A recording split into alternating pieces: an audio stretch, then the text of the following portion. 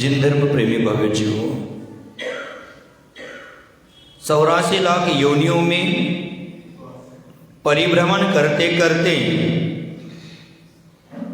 सौभाग्यवशा मनुष्य पर्याय प्राप्त हो गई और मनुष्य पर्याय प्राप्त होने के उपरांत मन वचन काय की प्राप्ति हो गई और उस मन वचन काय की चंचलता हमारे क्षण क्षण में चल रही है और उस मन वचन काय की चंचलता के कारण प्रतिक्षण हम कर्मों को निमंत्रण देकर पास बुला रहे हैं। मनुष्य जीवन है, अगर वह कैमरे की तरह जीना शुरू कर देगा तो दुख तो उसके जीवन में आएगी आएगी। मनुष्य के जीवन दर्पण की तरह जीना चाहिए, क्योंकि कैमरा होता है, मेरे सामने कैमरा लगा हुआ है, बाद में आप उसको रिवर्स फॉरवर्ड करके देख सकते हैं। वह संग्रह करता है और दर्पण के सामने हजारों वस्तुएं आती है, लेकिन वो किसी का संग्रह नहीं करती। माने संग्रह करना दुख का कारण है, इसलिए मनुष्य को अपना जीवन दर्पण की भांति जीना है। स्वागत सबका करना है, लेकिन संग्रह किसी का नहीं करना। तो हमारे लिए पापों से मुक्त पाना चाहते हैं तो दर्पण की तरह जीवन जीना चाहिए। कैमरा होता है, वो चित्र को अपने अंदर में कैद कर लेता है और दर्पण अपने अंदर में पदार्थों को, वस्तुओं को कैद नहीं करता है। प्रायः आज वर्तमान में देखते मनुष्य हैं, वो कैमरे की भांति अपना जीवन जी रहा है और इस संसार में भटक रहा है।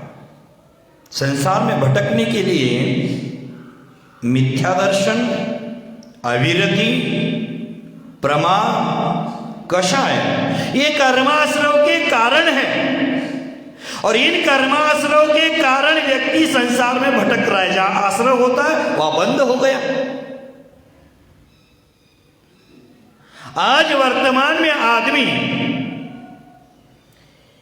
ईर्ष्या, अहंकार, ममकार के वशीभूत होकर हर क्षण कर्म का बंद कर रहा है,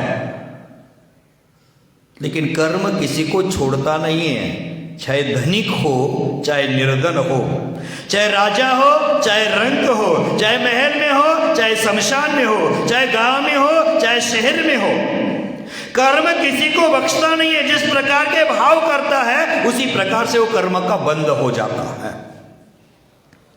कर्म किसी को छोड़ता नहीं है। आज पवित्र नारियों में, आदर्श नारियों में सीता का नाम मान सम्मान से लिया जाता है, आदर से लिया जाता है।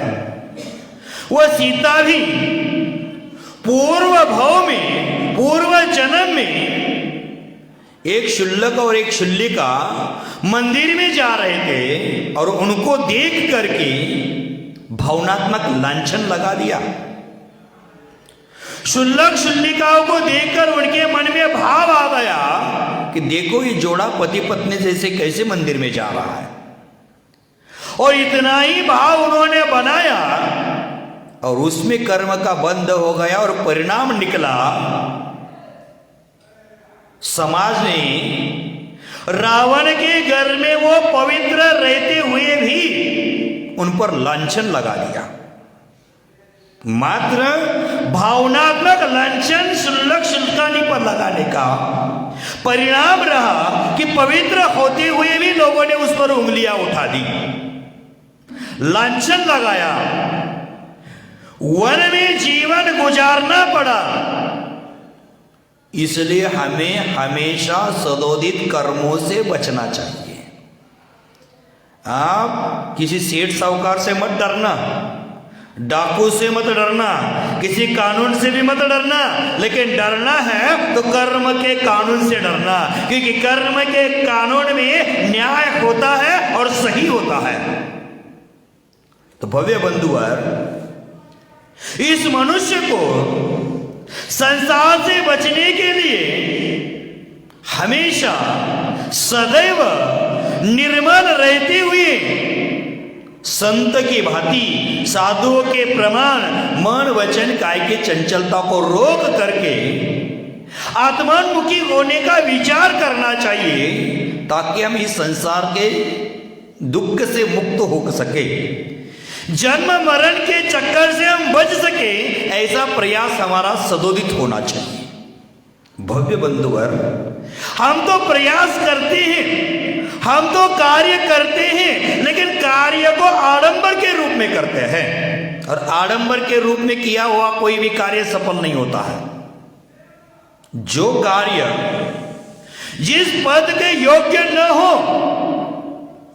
उसे उस पद में करना आडंबर है। जो सत्य है उसे सत्य न रहने देना, दिखावा करने लगना आडंबर है। जब मनुष्य आडंबर से रहित नहीं होता तब तक वो पाप कर्मों से मुक्त भी नहीं होता। भगवान की पूजा करना, भगवान की अर्चना करना, भगवान की प्रार्थना करना, आराधना करना आडंबर नहीं है। आडंबर तात्कालिक परिस्थिति को त्रैकालिक बनाकर धर्मादि क्रियाकलाप करना, मात्र बहिरंग का क्रियाकांड करना, ये आडंबर है। आज हमने धर्म क्रिया को भी आडंबर मान रखा है, लेकिन धर्म क्रिया अगर शुद्ध परिणामों से करते हैं तो पाप से बचने के लिए वो निमित्त बन जाते हैं, और वही धर्म क्रिया शुभ परिणामों से रहित होकर दूसरों को दिखाने के लिए करते हैं तो आडंबर की श्रेणी में आ जाते हैं, और उससे पाप कर्म का बंध होता है, और पाप कर्म है वो संसार में घुमाने के लिए निमित्त बनता है, संसार दुखों का कारण बनता है। तो भव्य बंधुवर, हमें आडंबर से बचना है। इंद्रियां हैं और इंद्रिया को स्वाभाविक प्रवृत्ति जो है बाहर की ओर जा रही है, उसे रोक करके उस इंद्रियों की प्रवृत्ति को अंदर की ओर करना है। बाहर इंद्रियों की प्रवृत्ति जा रही है, उसको रोकना है, उसकी आसक्ति को रोकना है, उसी का नाम संवर है। एक दिन मैंने कहा था, जो सीढ़ी चढ़ने के लिए काम आ रही है वही सीढ़ी उतरने के लिए काम आ रही है। उसी प्रकार जो इंद्रियों की बहिर्मुखता है वो पाप बंध के लिए, कर्म बंध के लिए एक निमित्त बन रही है, और वही मन वचन काय की प्रवृत्ति है वह अंतर्मुख कर देते हैं, तो वही कर्म निर्जरा का साधन बन जाते हैं। भव्य बंधुवर, मनुष्य है और मनुष्य के घर में नल है। मंदिर जी में बहुत जगह नल लगा दिए। अगर मनुष्य चाहे तो नल चालू करके पानी बहा सकता है, और चाहे तो नल को बंद करके पानी को रोक भी सकता है। अब पानी नल चलाकर बहाना है कि नल बंद करके रोकना है, यह आपके हाथ में है, यह स्वयं कर सकता है। इसी प्रकार हमारे आत्मा में भी शक्ति है। चाहे वो मनुष्य उस शक्ति का उपयोग बहिरंग की ओर कर सकता है, और चाहे तो शक्ति को बचाकर ऊर्ध्वारोहण करके अपनी आत्मा को परमात्मा बनाने में भी कर सकता है। शक्ति तो हमारे पास है, लेकिन उस शक्ति का सदुपयोग करना है कि उस शक्ति का दुरुपयोग करना है, यह आपके हाथ में है। माचिस की तिल्ली है, उस माचिस की तिल्ली के द्वारा दीपक भी प्रज्वलित हो सकता है और दूसरे के घर दुकान भी जलाने के काम आ सकती है। मार्केट में घर दुकान जलाने की तिल्ली अलग से नहीं मिलती है, और दीपक प्रज्वलित करने की तिल्ली अलग से नहीं मिलती है। वही माचिस बॉक्स मिलता है जिसके माध्यम से हम दीपक भी प्रज्वलित कर सकते हैं, चूल्हा भी जला सकते हैं, उसी तिल्ली से किसी डेड बॉडी के शव को भी जला सकते हैं, और उसी तिल्ली किसी का घर मकान दुकान भी जला सकते हैं। तिल्ली का प्रयोग हमने कैसे किया है उस पर वो डिपेंड है। तो उसी प्रकार हमारे जीवन में जो मिली हुई अद्भुत शक्ति है, मन वचन काय की ताकत है, उसका प्रयोग हम कैसा करते हैं। बाहर विषय भोगों में बहने वाली शक्ति है, उस शक्ति को रोक करके ऊर्ध्वागमन करके अपनी आत्मा को परमात्मा बनाने के लिए उस शक्ति का प्रयोग करते हैं कि नहीं, इस पर हमें सोचना है। भव्य बंधुवर, नाव है, नाव में आने वाला पानी है छिद्र के माध्यम से, वो छिद्रों को हम रोक करके पानी आने का दरवाजा बंद कर सकते हैं। उसी प्रकार ये जीवन रूपी नाव है, उसमें मिथ्यात्व विरति प्रमाद कषाय योग के द्वारा कर्म का पानी आ रहा है और उसको रोकने के लिए व्रत, समिति, गुप्ति, धर्म, अनुपेक्षा, परिचय, आजय आदि के द्वारा, आदि के माध्यम से हम कर्म के आश्रयों को रोक सकते हैं, उसका संवर कर सकते हैं। भव्य बंधुवर, हम रास्ता चलते हैं, रास्ता चलने के नियम हैं। हम, हमारे बच्चे स्कूल में जाते हैं, हम जाते थे, स्कूल के नियम हैं। किसी सरकारी दफ्तर में हम किसी ऑफिसर से मिलने जाते हैं तो वहां के भी कोई नियम है। मैंने रास्ता चलने के नियम है, किसी ऑफिसर को दफ्तर में मिलने के नियम है, स्कूल कॉलेजों के नियम है, लेकिन मात्र नियम नहीं है, जीवन जीने का कोई नियम आज बना नहीं है। नियम उसको हम फॉलो नहीं कर रहे हैं, यही बहुत भारी दुख की बात है। तो भव्य बंधुवर, सड़क पर चलने के जो नियम हैं, उस अगर नियम का हम पालन करते हैं तो हम एक्सीडेंट से बच जाते हैं। उसी प्रकार हमारे जीवन में आगम के नियमों का पालन करते हैं, धर्म के नियमों का पालन करते हैं, गुरु वचनों के द्वारा जो हमें समझाते हैं उसी नियमों का पालन करते हैं, तो हम पाप से बच सकते हैं और हमारी दुर्गति को हम रोक सकते हैं। लेकिन धर्म के नियमों का पालन हम नहीं करते हैं। गुरु जो वचन देते हैं उस वचनों के द्वारा हमारे जीवन का उत्थान हम कर नहीं पा रहे हैं। ये दुख की बात है, खेद की बात है। तो भव्य बंधुवर, आचार्य भगवंतों ने कहा है कि अगर हमें कर्मबंध से बचना है तो पर वस्तुओं के प्रति जो अपनत्व बुद्धि है, अपनत्व भाव है, उसको रोकने का प्रयास करो।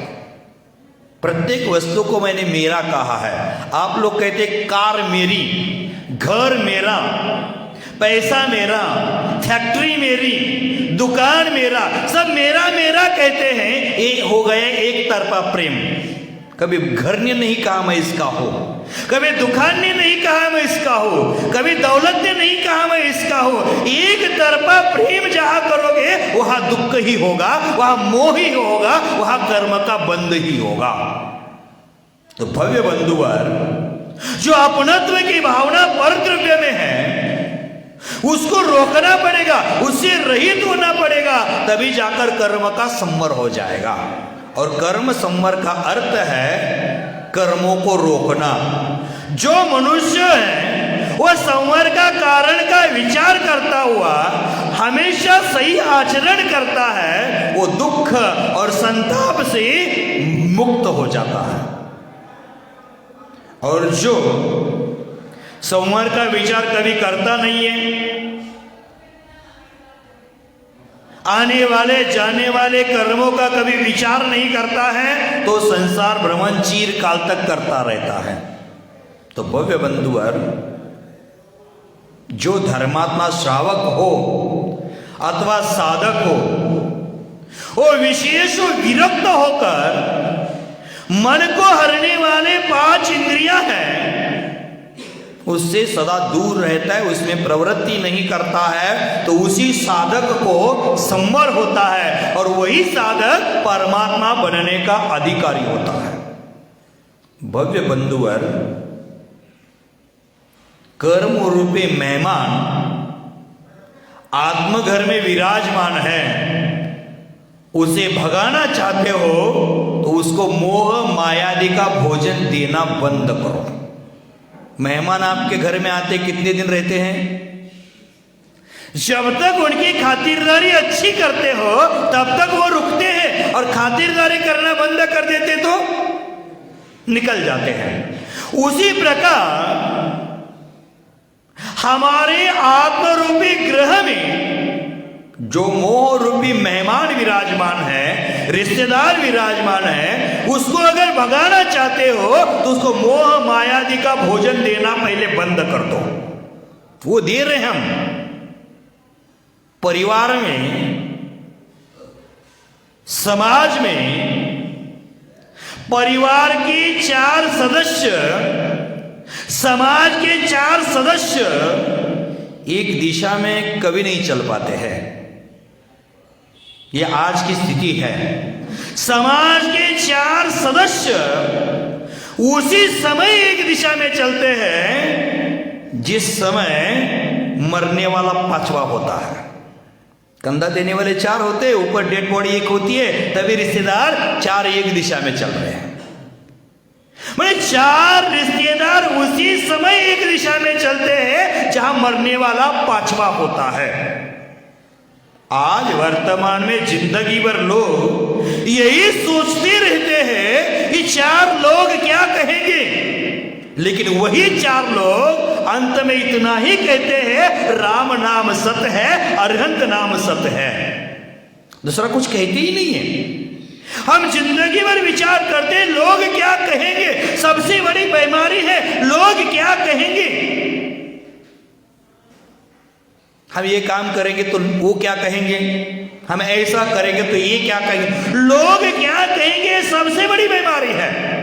लोग क्या कहेंगे इससे अच्छा परमात्मा ने क्या कहा है और हम कैसा कर्म कर रहे हैं, ये हर पल हमें सोचना चाहिए।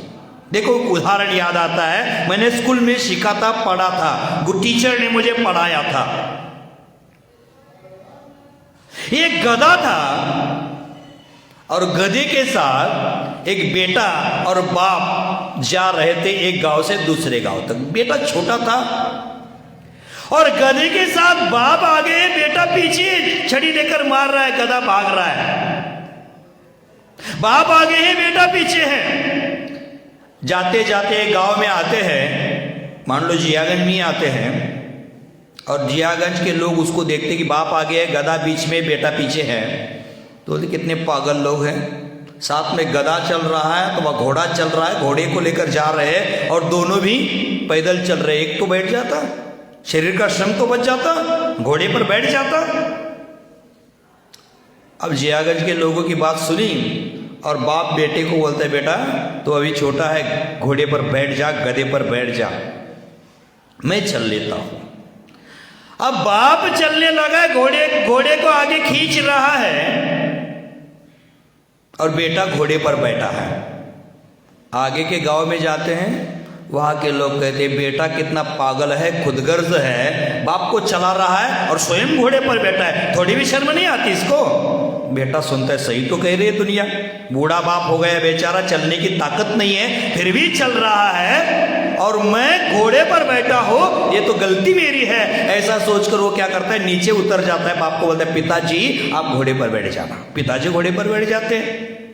अब आगे जाता है, थोड़ी देर के बाद आगे के गांव में पहुंचे तो वहां लोग कहते हैं, देखो बाप कितना पागल है, बच्चों को चला रहा है और स्वयं घोड़े पर बैठ रहा है, अपने अधिकार का दुरुपयोग कर रहा है। अब सोच आता है, ठीक है भाई, पहले बेटा बैठा तो भी लोगों ने निंदित कर दिया, अब बाप बैठा है तो भी निंदित कर रहे, तो ऐसा करते चलो दोनों भी बैठ जाते हैं।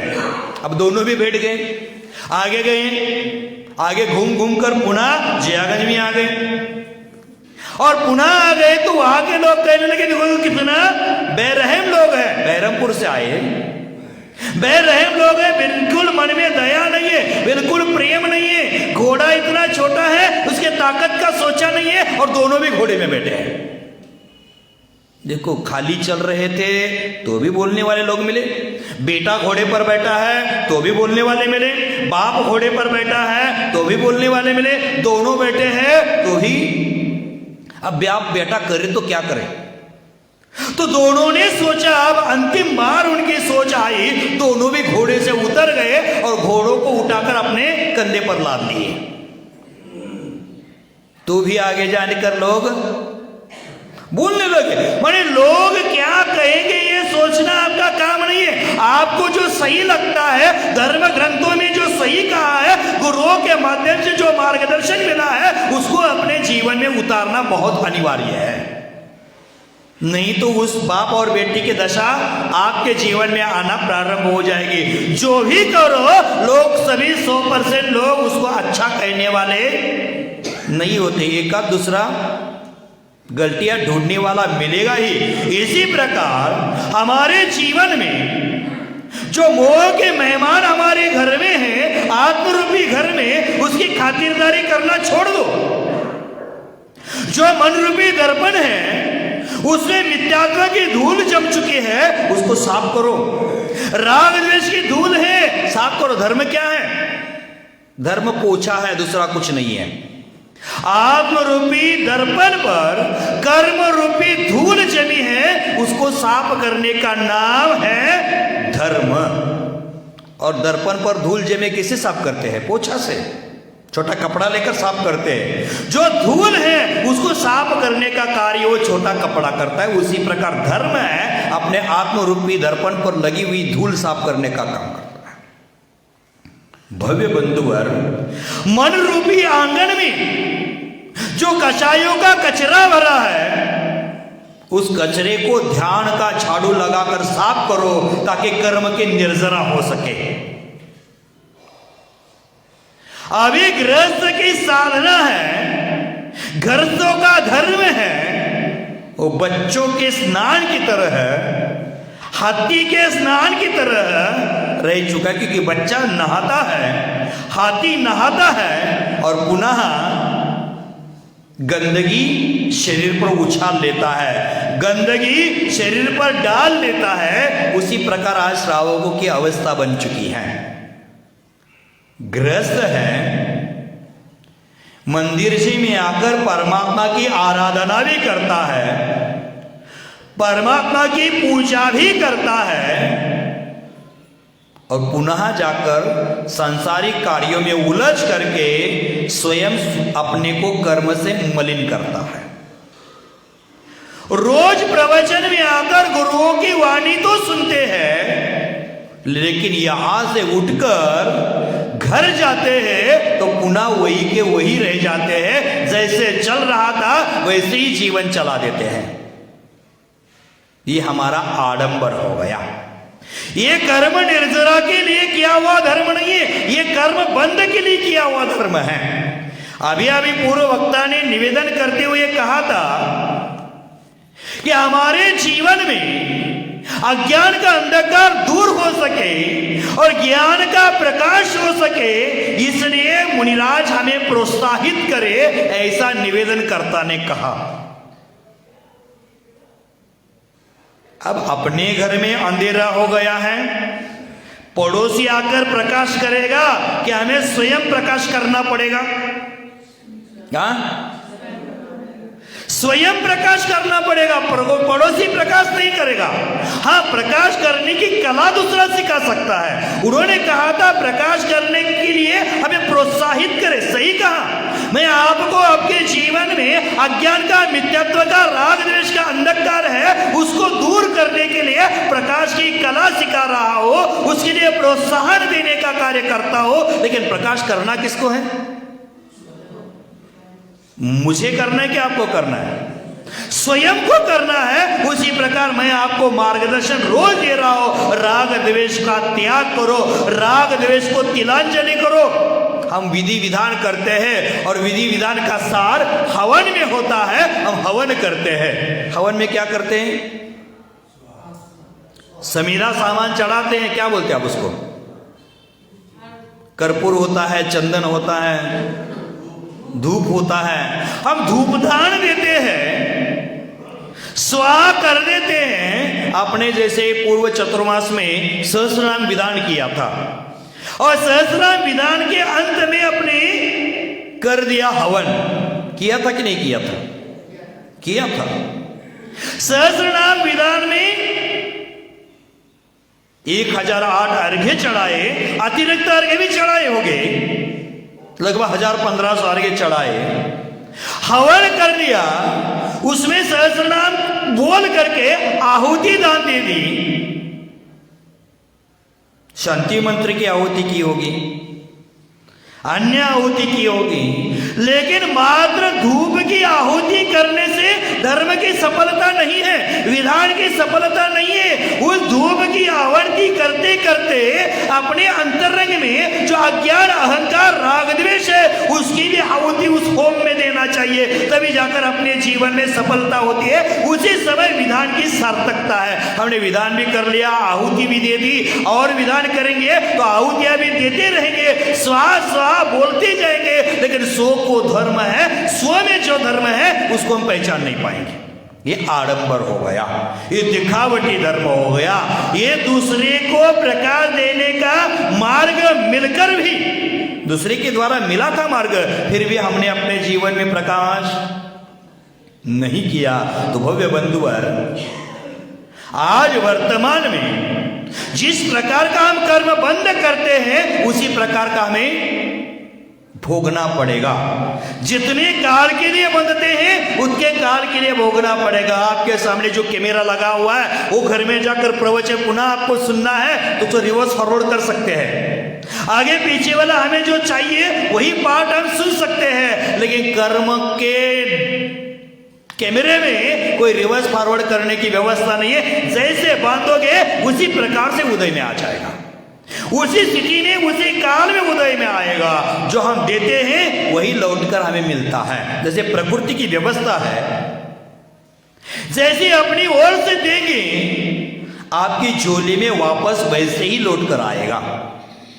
कांटे के बदले फूल मिल पाए, ये ठीक वैसी ही भावना है। किसी औरों के द्वारा आपको काटा दिया जाने के बावजूद आपकी ओर से फूल लौटाना। आप कभी ऐसा करते हैं कि किसी ने आपको गाली दी तो आप रिटर्न क्या देते हैं? गाली देते हैं कि शांत रहते हैं? गाली ही देते हैं। उसी प्रकार ये है, अगर दूसरे के जीवन में कांटा बो रहे हैं तो अपने जीवन में कांटा ही आएगा। दूसरों का हम अपमान करते हैं तो अपने जीवन में सम्मान की भावना करना व्यर्थ है। जो दिया है वही पाएंगे। महात्मा गांधी जी ऐसे ही महात्मा नहीं बने थे। किसी ने एक गाल पर एक थप्पड़ लगा दिया तो दूसरा गाल आगे करते थे। आप क्या करोगे? एक थप्पड़ लगाओगे तो आटा माजी सटकली, तुरंत सटक जाती है। अत्ता माजी सटकली बोल देगी तुरंत। तो एक थप्पड़ का जवाब थप्पड़ से मिलेगा तो दुश्मनी बढ़ जाती है, शत्रुता बढ़ जाती है। लेकिन एक थप्पड़ किसी ने लगाया, दूसरा गाल आगे कर दोगे तो सामने वाला शर्मिंदा हो जाता है और बोलते हैं माफ कर देना भाई, मैंने गलती से थप्पड़ लगाया। उसी प्रकार हमारा किसी ने अपमान किया है, हम दूसरे का अपमान करते रहेंगे तो अपमान और मान अपमान की श्रृंखला चलती ही रहेगी, वो कभी अंत नहीं होगी। समंदर में एक लहर आकर समंदर के किनारे टकराती है तो नीचे पीछे दूसरी लहर उत्पन्न हो जाती है। उसी प्रकार हमारे जीवन में ये सिलसिला हमेशा चलता ही रहेगा।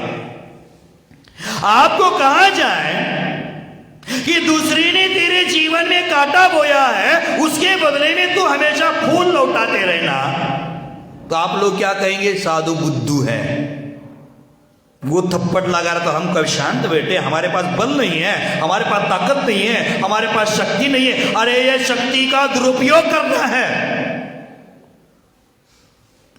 कोई हमारे जीवन में कांटे बो रहा है, उसके रास्ते में फूल बोना, यही जीवन की सार्थकता है। प्रकृति है, जीवन का यह बोध प्रदान करना चाहती है कि कांटे के बदले में कांटे मिलते हैं और फूलों के बदले में फूल मिलते हैं। संभव है आज कोई हमें कांटे दे रहा है, मानकर चलो पूर्व में हमने भी उनको कभी कांटे दिए हैं। पहले हमने उनको कांटे दिए थे, पहले उनका हमने अपमान किया था, आज वह सूद समेत ब्याज सहित आपको लौटा रहा है। और ब्याज समेत लौटा रहा है, उस समय उतावला मत बन जाना, उस समय धैर्य रखना, कांटों को सह लेना, अपनी ओर से फूलों जैसा व्यवहार करना, ताकि आपके दिए हुए फूलों की खेती कर सके और वे कई गुना लौटकर आपको मिल सके। चंदन का पेड़ होता है, चंदन की लकड़ी हम मंदिर में घिसते हैं, कितना भी घिसते हैं तो क्या करके सुगंध ही देती है। चंदन की लकड़ी हम कितना जलाते हैं वो सुगंध ही देती है। उसी प्रकार सामने वाला हमारा कितना भी अपमान करे, हमें सम्मान ही देने की कला सीखना है। चंदन की बात,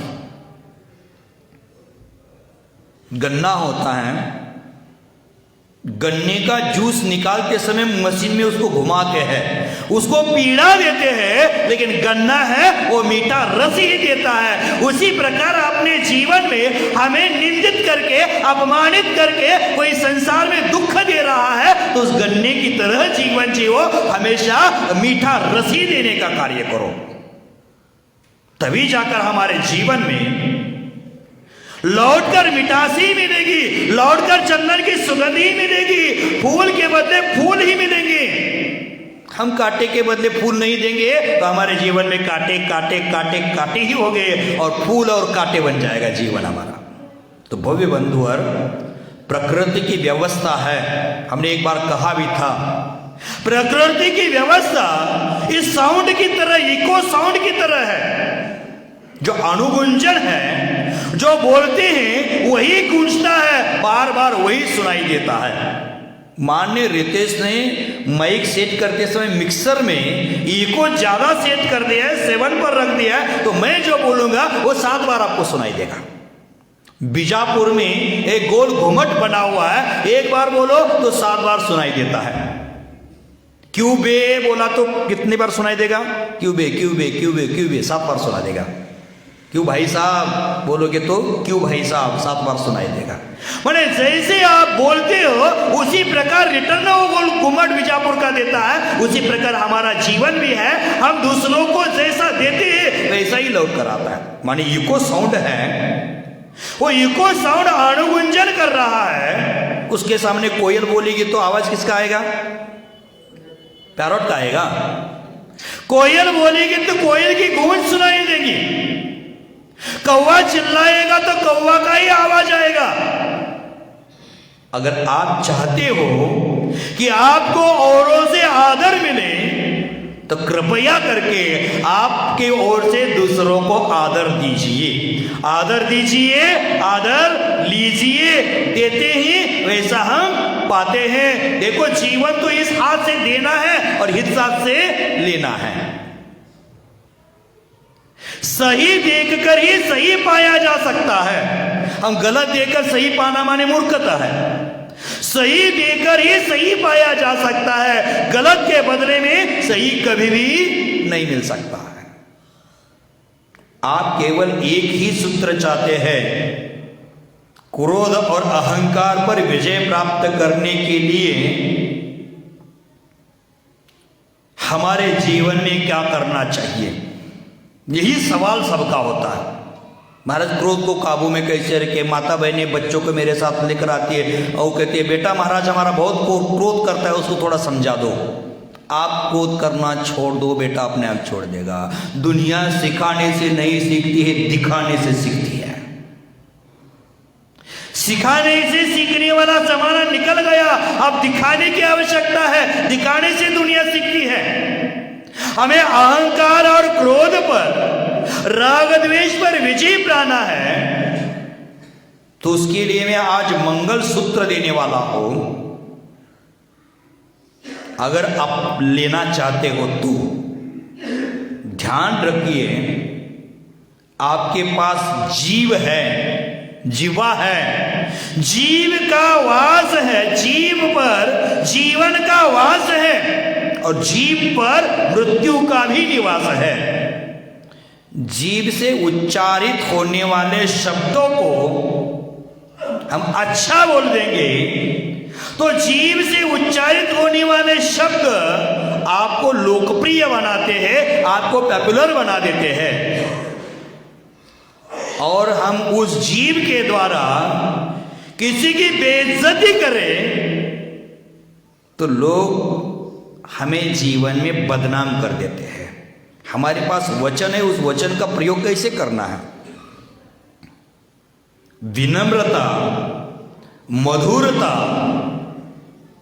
ये दो गुण अपने अंतर में सदैव होना चाहिए। मधुर शब्दों का, मधुर भाषा का उपयोग हमारे जीवन में होना चाहिए। प्रतिदिन हमारे जीवन में अच्छा संगीत सुनना चाहिए, अच्छे चित्रों को निहारना चाहिए, अच्छी किताब पढ़ना चाहिए और हो सके तो सदैव मीठी बोली बोलना चाहिए, मधुर वचनों का प्रयोग अपने जीवन में करना चाहिए। और आखिर में मधुर और विनम्र बोलने में अपने घर से कौन सा खर्चा होने वाला है? कौन किसी से कुछ क्या देता है, कौन किसी से क्या लेता है? मैं हमेशा कहता हूं, कौन किसी से क्या देता है, कौन किसी से क्या लेता है? भाइयों, प्यार के दो शब्द बोलो, तुम्हारे जेब से क्या जाता है? प्यार के शब्द बोलने में कौन सी कर्जा होने वाला है?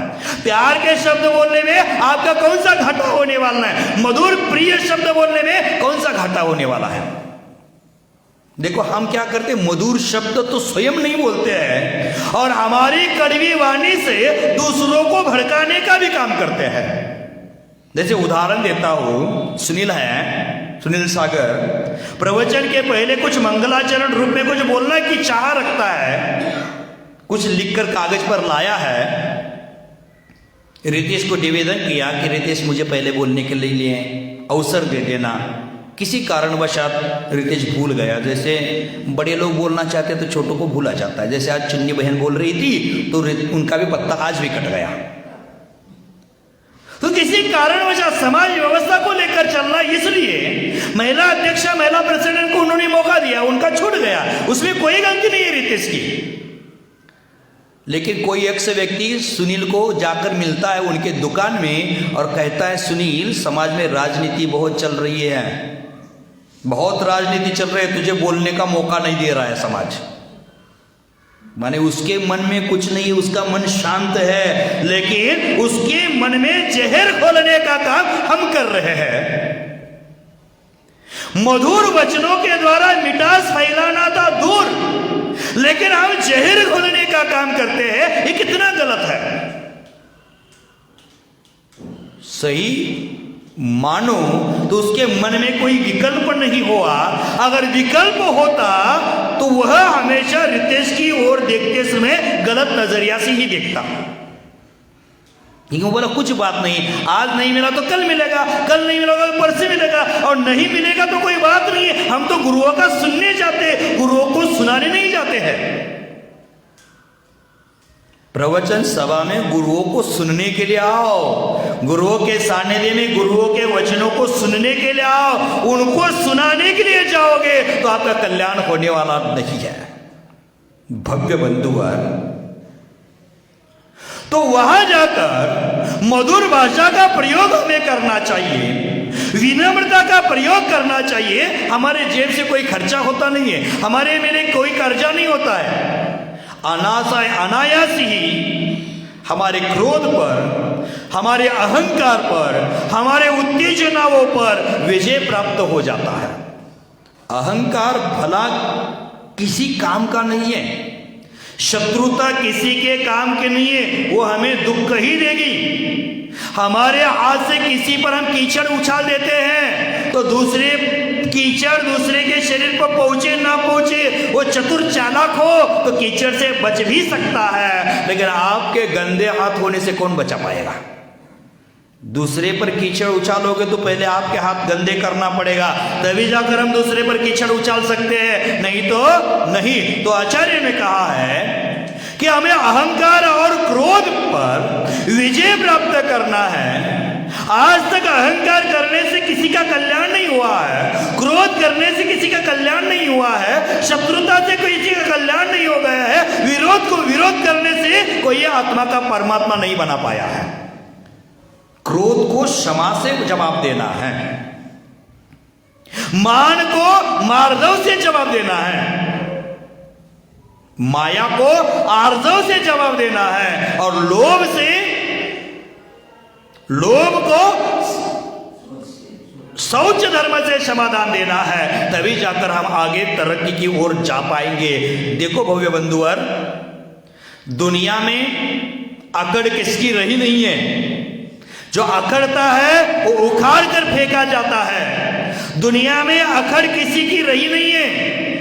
हम सब आखिर मिट्टी के खिलौने हैं और वापस मिट्टी में ही मिल जाना है। 4 दिनों का जीना है, तब क्यों न उसे हम ढंग से जिए और हमसे औरों को भी सुख और सुकून मिल सके, ऐसा व्यवहार हम करें। जीना कितना है आपको? चंद दिनों का जीना रे बंदे, फिर मकड़ी का जाल। 4 दिनों का जीना है, मकड़ी का जाल है, हवा से भी टूट सकता है। उसी प्रकार हमारी जीवन ज्योति कहीं से भी बुझ सकती है। भव्य बंधुवर, परसों शाम को जैनाचार्यों के आदर्श श्रेणी में, श्रेष्ठ आचार्यों की श्रेणी में, जिनका नाम आदर्श से लिया जाता है, ऐसे आचार्य ज्ञान सागर महाराज की समाधि हो गई। सोचने वाली बात है, किसी ने मुझे कहा कि 5:15 बजे प्रवचन करके अंदर प्रतिक्रमण के लिए गए हैं और प्राण ज्योत उनकी बुझ गई है। जीवन का किसी का भरोसा नहीं है। उन साधुओं के द्वारा, ज्ञान सागर महाराज जी के द्वारा समाज को बहुत बड़ी उपलब्धि हो चुकी है। जो समाज में पीड़ित लोग हैं, पिछड़े लोग हैं, जो ज्ञान का विकास नहीं कर पा रहे थे, अपनी शिक्षा को पूरा नहीं कर पा रहे थे, उनके द्वारा अपने भक्तों को बोल करके लाखों लोगों की शिक्षा का काम उन्होंने बहुत बड़ा कार्य कर दिया। जो धर्म से बिछड़ रहे थे, आपके इर्द गिर्द में सराक बंधु है, उनको पुनः धर्म की ज्योति जलाने का महान कार्य ऐसे साधक ने किया है। ऐसे साधक का हमारे समाज से निकल जाना माने समाज की बहुत बड़ी स्थिति का सामना करना पड़ा। आज सुबह ही मुझे मैसेज मिला कि गिरनार गौरव निर्मल सागर महाराज जी की आज सुबह समाधि हो गई। कैसे भी हो, उनके द्वारा गिरनार का अस्तित्व आज टिका हुआ है, बचा हुआ है।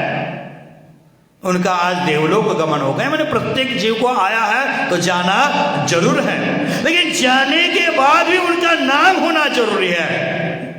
कल भी कहा था, जाने के बाद कोई ऐसा ना कहे एक समाज का कचरा निकल गया, ऐसा नहीं। मैं कभी ज्ञान सागर जी को मिला नहीं।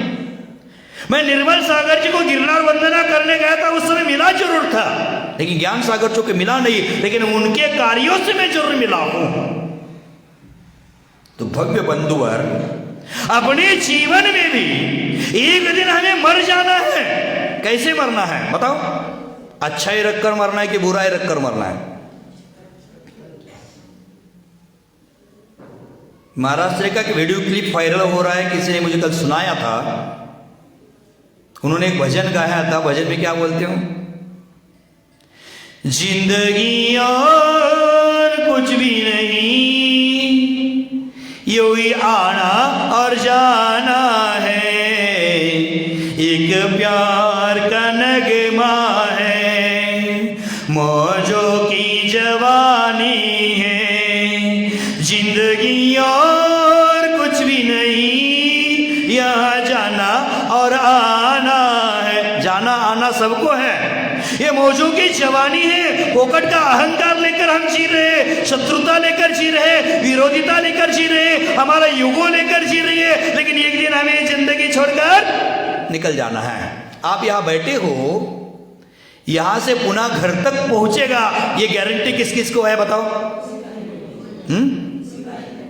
जिसको गारंटी है वो विरोध करता रहे, जिसको गारंटी है मैं जीऊंगा, अमर रहूंगा, वो विरोधिता करता रहे। जिसको विश्वास है मैं कभी मरने वाला नहीं हूं, वो युगों की पुष्टि करते रहे, वो हमेशा अहंकार करते रहे। और जिसको ये मालूम है कि ये छोड़कर मुझे एक दिन जाना है, क्यों हमें उसमें विकल्प करना है, ये सोचेगा तो वो आज से विरोधिता छोड़ देगा, अहंकार छोड़ देगा, युगों को पानी डाल रहा था वो बंद कर देगा। अब बताओ किस किस को जीने की गारंटी है और किस किस को मरने की गारंटी है? सबको मरना तो जरूर है, कोई जीने वाला नहीं, कोई शाश्वत नहीं है जगत में, लेकिन प्रत्येक व्यक्ति को मरण आने वाला है। ये चिर शाश्वत है, चिरकाल से शाश्वत है और चिरकाल तक शाश्वत रहेगा। तो भव्य बंधुवर, ये मिट्टी का खिलौना है, एक दिन मिट्टी में मिलने वाला है। जब 4 दिन का जीना है तो क्यों उसे ढंग से जिया जाए। अहंकार में मत जीना, अहंकार में जीने वाला कभी सुख और सुकून से नहीं जीता है। भगवान कृष्ण को आपने देखा होगा, नारायण कृष्ण के बारे में सुना होगा। महाभारत का युद्ध हुआ और युद्ध के उपरांत राजसूय यज्ञ आयोजित किया था पांडवों के द्वारा। जैसे महाभारत का युद्ध हुआ, बहुत हिंसा हो गई। महाभारत का युद्ध कितने दिन तक चला था? 18 दिन। और रामायण का युद्ध 18 महीने, दोनों में 18 है। रामायण का युद्ध 18 महीने चला और महाभारत का युद्ध 18 दिन चला। लेकिन 18 महीने में जितनी हिंसा नहीं हुई थी, उससे कहीं अधिक गुना हिंसा 18 दिन में हुई थी। तो हिंसा से पाप तो होता ही है, पाप हुआ है। इसके प्रक्षालन के लिए पांडवों के मन में विचार आया कि राजसूय यज्ञ कर देते हैं कि पाप का प्रक्षालन हो सके। तो उसने राजसूय यज्ञ किया। कृष्ण को आमंत्रण देने गए तो कृष्ण ने कहा मैं जरूर आऊंगा, लेकिन आपने राजसूय यज्ञ में सबको आमंत्रित किया है, साधु संतों को आमंत्रित किया है कि नहीं किया है? तो बोले हाँ, साधु संतों को भी आमंत्रित किया है। तो ठीक है, मैं आपके राजसूय यज्ञ में उपस्थिति जरूर दूंगा, लेकिन मेरा दायित्व क्या होगा? आप मुझे दायित्व भार क्या देना चाहते हैं? देखो, जो दायित्व लेता है और दायित्व भार जिसको मिलता है, वो अपने दायित्व का निर्वाह करने वाला होना चाहिए। आपने भी चतुर्मास में किसी लोगों को दायित्व दिया था, नीचे पर्ची भी चिपकाई है, लेकिन उन लोगों को मैं कभी देखा ही नहीं हो, तो चतुर्मास का दायित्व क्या निभा पाएंगे? उसमें से आधे से ज्यादा ना लोगों को मैं कभी देखा ही नहीं, जाना ही नहीं, उससे परिचित, नाम से भी परिचित नहीं हो, वो क्या दायित्व निभाएंगे? ये ऐसा दायित्व निभाने से कल्याण नहीं होता है। जिस दायित्व को हमारे लिए समाज ने दिया है, उसका दायित्व निर्मलता से, स्वच्छता से, पवित्रता से निभाना चाहिए, तभी जाकर वो दायित्व का सफलता है। तो कृष्ण ने कहा मुझे आप कौन सा दायित्व देंगे? तो कृष्ण को बोलते हैं पांडव, आपको क्या दायित्व दे? आपकी उपस्थिति ही हमारे लिए बहुत महत्वपूर्ण है। आपको कोई दायित्व नहीं, मुझे तो कोई दायित्व देना पड़ेगा। तो कृष्ण स्वयं बोलते हैं आपके राजसूय यज्ञ में जो साधु संत आए हैं, उनकी सेवा करने का दायित्व मेरा रहेगा, उनकी व्यवस्था करने का दायित्व मेरा रहेगा। तो पांडव बोलते ठीक है, कर लेना। नारायण कृष्ण वहां जाते राजसूय यज्ञ में, और राजसूय यज्ञ में जाने के बाद जो ऋषि महंत वहां पहुंचे थे, जो ब्राह्मण लोग पहुंचे थे, उनके झूठी पत्तल उठाने का काम कर रहे थे। वहां जो पहुंचे थे ऋषि महंत, उनके चरण धोने का काम करते थे। वहां जो पहुंचे ब्राह्मण थे, उनके चरण धोने का काम करते थे स्वयं के द्वारा। इसे कहता है औरों का दिल जीतना। अब भला दूसरे के पैर धोने में, दूसरे के झूठे बर्तन उठाने में कृष्ण का कौन सा घाटा हुआ? कौन सा घाटा नहीं हुआ। लेकिन आज भी कृष्ण का नाम गुरु भक्ति के रूप में लिया जाता है। कृष्ण का घाटा कौन सा नहीं हुआ, लेकिन आने वाली पीढ़ियों के लिए कृष्ण का जीवन प्रेरणादायी बना। भले कृष्ण की अलग से भी पहचान है, लेकिन अलग से पहचान न लेते हुए अच्छी पहचान हमें लेना चाहिए, अच्छा आदर्श हमारे लिए लेना चाहिए। मान औरों को देने के लिए होता है, मात्र औरों से लेने के लिए नहीं। दूसरों को देने के लिए होता है, दूसरों की सेवा करने के लिए हमारे हाथ होते हैं। इस हाथ से हमने कभी किसी की सेवा नहीं की, तो इस हाथ की शोभा मात्र अंगूठी पहनने से नहीं होती है, दूसरों की सेवा करने से होती है। हमारे पास पैर है, उस पैरों की शोभा तीर्थाटन करने से होती है, मंदिर के लिए आने के लिए होती है, दूसरों को लात मारने के लिए नहीं। हमारा मस्तक है, बुद्धि है, उसकी शोभा उसमें अच्छे विचार करने से होती है, मात्र लौकिक ज्ञान लेने से, बहुत विद्वान होने से नहीं। तो हमारे जीवन में औरों का जीवन उज्जवल बने, यही हमारी भावना होनी चाहिए। हमारा जीवन औरों को प्रेरणादायी बनकर रहे, यही हमारी भावना होनी चाहिए। जीवा में मधुरता है, जीवन में विनम्रता, और उसकी सुवास तो कस्तूरी की तरह है, जो स्वतः ही अपने आप फैल जाती है चारों ओर। मिठास और कड़वाहट में फर्क इतना ही पड़ता है कि एक से पाप हो रहा है, एक से पुण्य हो रहा है। देख लेना, एक उदाहरण कहता हूं। एक व्यक्ति घर में जाकर भोजन करने बैठा था। भोजन के लिए बैठा है, 4 रोटी खा ली। पत्नी को पता है 4 रोटी खाता है रोज, तो पत्नी ने 4 रोटी बना भी दी। लेकिन कभी कभी भूख ज्यादा हो तो पत्नी अपने पति के लिए अपना जीवन जिए, ड्यूटी के लिए नहीं। रोज 4 रोटी खाता है तो रोज 4 रोटी बनाकर रुकना मत। उन्होंने 4 रोटी खा ली और पत्नी को कहता है मुझे भूख और लगी है, और 1 रोटी दे देना।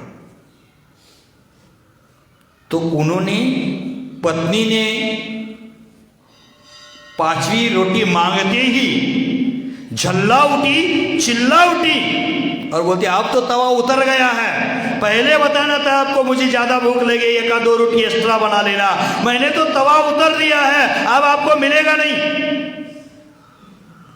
और चिल्लाते चिल्लाते झल्लाते झल्लाते पुनः तवा चढ़ा दिया चूल्हे पर और रोटी बनवाकर 5वीं रोटी भी दे दी, 6ठी रोटी भी खिलाई।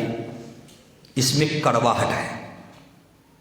अगर मिठास भरा व्यवहार करना था, वो पत्नी बोलती आपको आज इतनी क्यों भूख लगी है, 4 खाए 5वीं क्यों, और 6ठी 7वीं 8वीं 10वीं जितना खाना है खा लो, मैं प्रेम से अब भी तवा चढ़ाती हूँ और गरम गरम बनाकर खिला देती हूँ।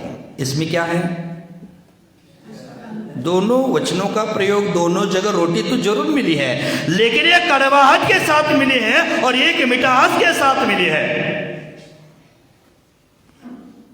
अगर वो कड़वाहट बोल दी, आपको पहले बताना नहीं आता था क्या, आप ऐसा क्यों किए, वैसा क्यों किए, ऐसा बोलते और पति धैर्य को नहीं रखता, तुरंत गुस्सा कर देता, तो क्या हो जाता?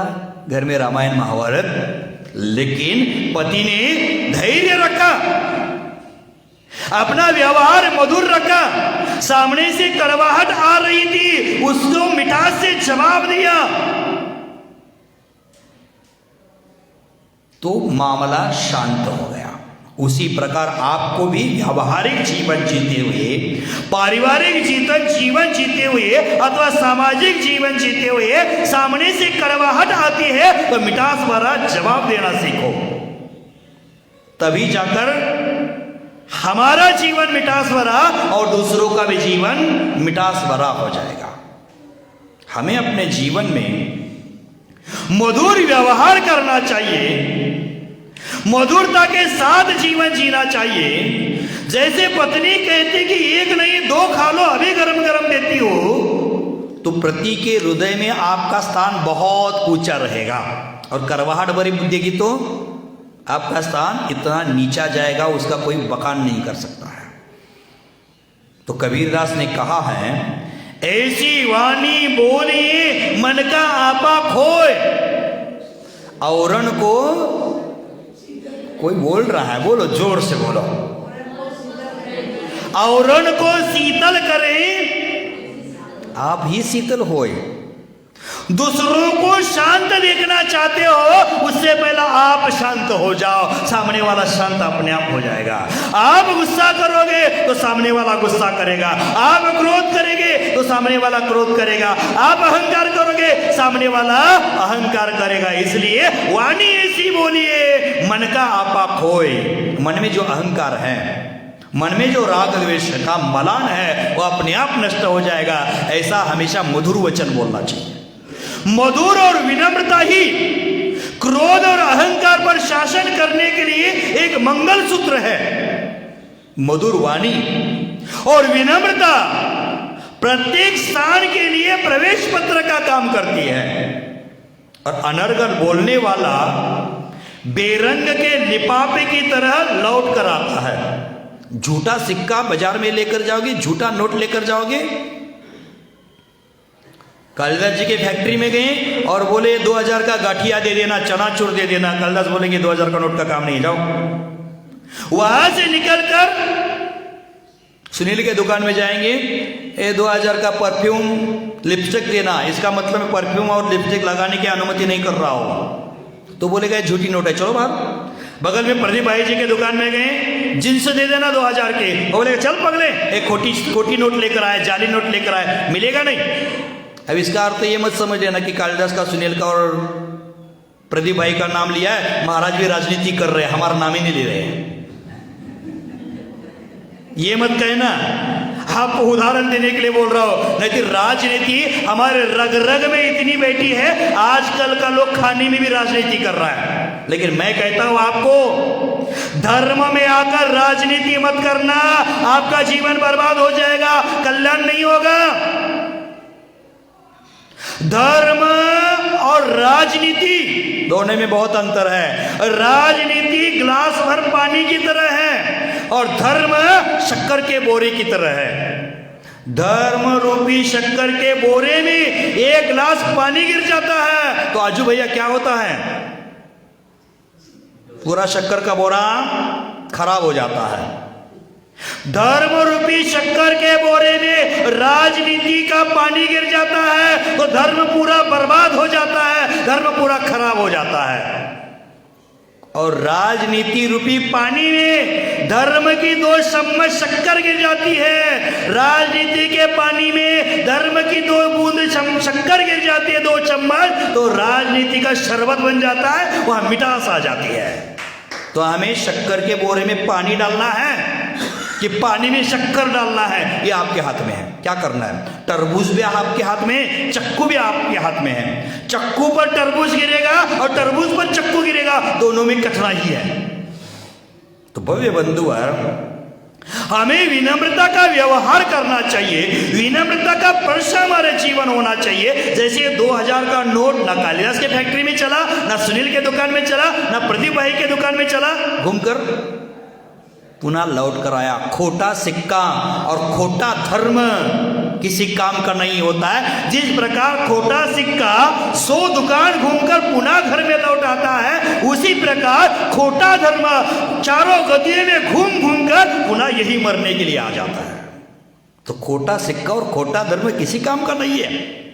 अंतरंग से धर्मात्मा बनो, अंतर हृदय से धर्म करो, परिणामों की शुचिता के साथ धर्म करो, दिखावटी धर्म मत कर लेना। तो आचार्य भगवंतों ने कहा है, आप मधुर होकर देखिए, लोगों के दिल में आपके प्रति कितना सम्मान बढ़ जाता है, आदर बढ़ जाता है। अपने और हमने सभी ने क्रोध करके देखा तो उसके दुष्परिणाम भी जाने हैं। सभी ने मधुर भाषा का भी उपयोग किया, उससे सुखकारी परिणाम मिल जाने के हैं, और क्रोध करने से उसके परिणाम गलत मिल जाते हैं। तो हमेशा मधुर प्रयोग करना चाहिए। नारायण कृष्ण है, वो शिशुपाल की 99 गलतियां माफ कर सकते हैं, कितनी गलतियां माफ कर दी हैं? कितनी गलतियां माफ कर? जोर से बोल देना। आप 99 के चक्कर में न मत फंसना। कृष्ण ने 99 गलतियां शिशुपाल की माफ कर दी थी। ध्यान से सुनना, कान खोलकर सुनना, और यहां सुनकर घर वालों को जाकर सुना देना। नारायण कृष्ण ने शिशुपाल की 99 गलतियों को माफ कर दिया था। हम अपने जीवन में किसी 9 गलती को तो माफ कर दें। पार्श्वनाथ ने कमठ के 10 बहू की गलतियों को माफ कर दिया था। हम अपने जीवन में 1 बहू की गलती तो माफ कर दें। भव्य बंधुवर, हमारे जीवन में सहनशीलता का, धैर्य का, मधुरता का, विनम्रता का बहुत महत्व है। उसको अपनाकर देखिए, आप पाएंगे जीवन की एक नई शुरुआत हुई है। आपका जीना आपके लिए वरदान बन जाएगा। उस समय आपका जीवन आपके लिए जीवन दान बन जाएगा। वही जीवन आपके लिए सम्मान का कारण बन जाएगा। तो भव्य बंधु, और आपके जीवन में धैर्य, मधुरता, विनम्रता, सहनशीलता, ऐसे गुणों को अपनाकर अपना जीवन जिए। हम कोई सामने वाला कांटा देता है तो उसको फूल दे दे। कोई हमें जहर देता है तो उसको प्रसाद में अमृत रस भी भेंट कर दे। तभी जाकर आपके जीवन का कल्याण हो जाएगा। सभी जीवों की कल्याण की इच्छा होती है, आपकी भी है। आपका सबका कल्याण हो, कल्याण की भावना मैं करता हो, कल्याण की कामना करता हो, आप सभी का कल्याण हो। और पार्श्वनाथ भगवान के चरणों में यही प्रार्थना करता हो कि हे भगवान, जियागंज में जितने भी लोग रहते हैं उनको सुख देना, समृद्धि देना, आनंद देना, शांति देना, सुकून की जिंदगी देना। और हे भगवान, हे भगवान, हे भगवान, जियागंज वालों को सद्बुद्धि देना, आपस की शत्रुता मिटे, आपस का विरोधता मिटे और आपसी प्रेम बढ़े। आपसी प्रेम के बाद प्रेम की जिंदगी जीकर वो परमात्मा पद को प्राप्त हो। यही मंगल भावना करके विराजमान हो जाता हो, विराम देता हो। जय महावीर। जवानी के ज्ञान ते सुजीलो का लोक सुवानी मस्तक नमो सदा दित बोडो देव जो हरियन दित गुरु सेव निर्ग्रन दया धर्म पालो सदा यही मोक्ष का अपन। धर्म करे संसार सुख, धर्म करे निर्माण, धर्म बंसा दे विना नर तिर्यंच समान। महाराज की जय।